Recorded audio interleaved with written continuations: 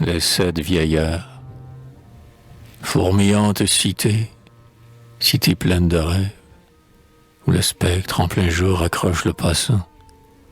Les mystères partout coulent comme des sèves, dans les canaux étroits du colosse puissant.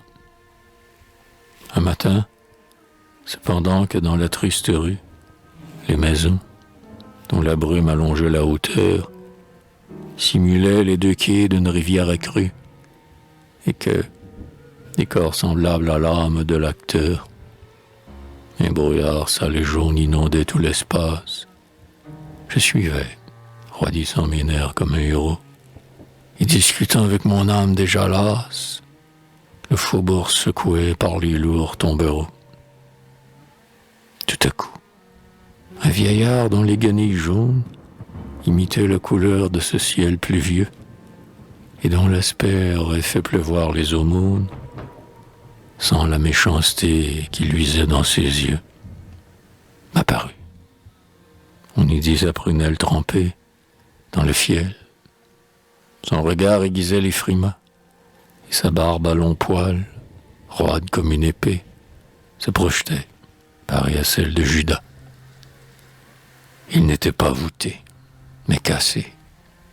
Son échine, faisant avec sa jambe un parfait angle droit, si bien que son bâton, parachevant sa mine, lui donnait la tournure et le pas maladroit d'un quadrupède infirme ou d'un juif à 3 pattes.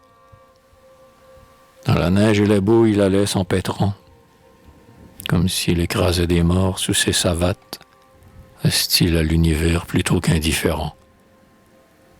Son pareil le suivait. Barbe, œil, dos, bâton, loques. Nul trait ne distinguait, du même enfer venu, ce jumeau centenaire, et ces spectres baroques marchaient du même pas vers un but inconnu. À quel complot infâme étais-je donc en butte?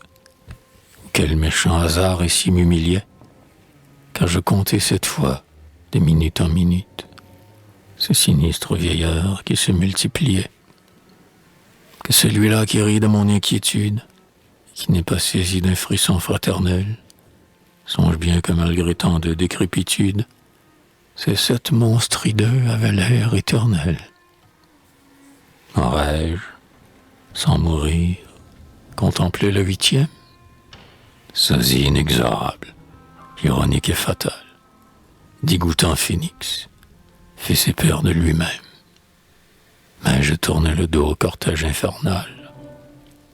Exaspéré comme un ivrogne qui voit double, je rentrai, je fermai ma porte, épouvanté, malade et morfondu, l'esprit fiévreux et trouble, blessé par le mystère et par l'absurdité. Vainement ma raison voulait prendre la barre.